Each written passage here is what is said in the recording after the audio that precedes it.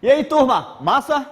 A aula de hoje nós trataremos do assunto adjetivos, ok? Para que servem esses infelizes? É claro, para caracterizar um substantivo.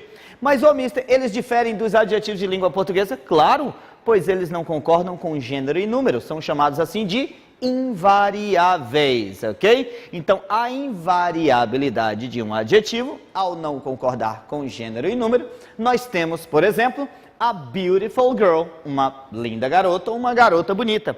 Mister, se eu tiver duas belas garotas, só o substantivo recebe o S do plural. Portanto, em língua portuguesa, duas garotas bonitas. Em língua inglesa, duas garotas bonitas também, porém o adjetivo não recebe o S. Se fosse uma tradução chula, e ficaria uma cacofonia terrível, seria duas garotas bonitas, ok? Então nós temos aqui também a red car, um carro vermelho. Se eu tiver 4 carros vermelhos em língua inglesa, só carros recebe o S do plural. Em língua inglesa, não. Então fica lá, 4 red cars, ou seja, os vermelhos, que em língua portuguesa segue a regra normal, estes levaria em consideração. Em língua inglesa, nada disso é levado em consideração. Por que, turma? Porque os adjetivos não concordam com o gênero, tampouco com o número, correto? Mister, se eu quiser utilizar vários adjetivos, como em língua portuguesa, a minha garota é linda, maravilhosa, magrinha, gordinha, fininha, seja lá o que for, para qualificar a sua gatinha. Isso em língua portuguesa eu posso fazer, em língua inglesa eu poderia fazer como em língua portuguesa? Brincar com os adjetivos? Não.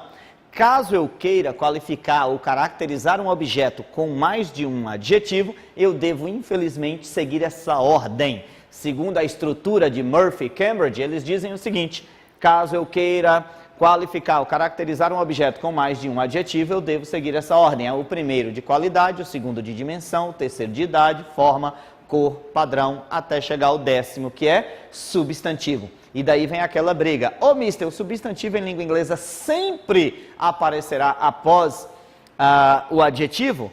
Não é obrigatório. Isso vai acontecer em mais de 90% dos casos, é claro.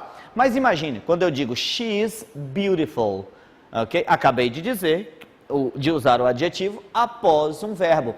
He became angry, ele ficou nervoso, ok? Então nós usamos o adjetivo tranquilamente após alguns verbos específicos, no caso like, be, become, ok? E outros, mas aí eles serão chamados de complemento. Não se preocupem, porque esta relação, posição dos adjetivos, assim como a função de complemento, não entram nas provas de vestibulares no Brasil, correto? Daqui a pouquinho a gente retorna e aí nós vamos falar um pouquinho mais sobre isso. Substantivo funcionando como adjetivo. Me dá um minuto. Tomar água. Devia ter um café aqui, velho. Então vamos lá, senão demora demais. Voltamos! E agora nós não vamos mais falar só sobre adjetivos, nós vamos falar sobre substantivo com a função de adjetivo. Mister, como é que isso acontece?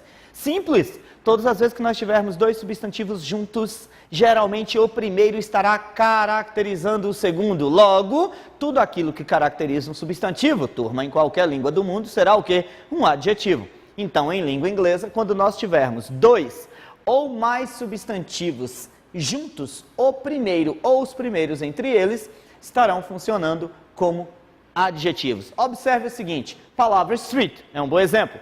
Street, rua, substantivo, claro.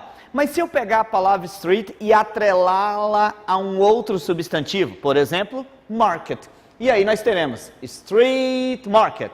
Observe, a palavra street, que agora há pouco era só substantivo, ela passa ao quê? A caracterizar a palavra market, ou seja, mercado de rua. Logo, a palavra street ganhou o que nós chamamos em língua inglesa ou em qualquer outro idioma do mundo, função adjetiva, correto?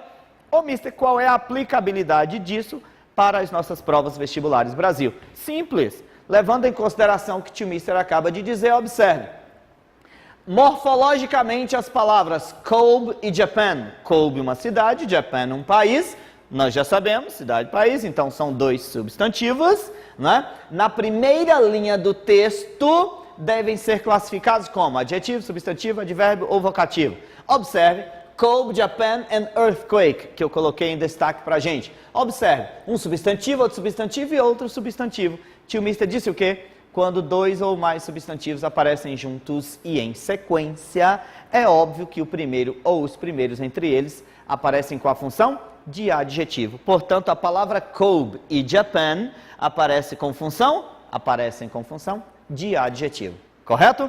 Então, segura que daqui a pouquinho a gente retorna com outra aula, mas agora com as formas comparativas.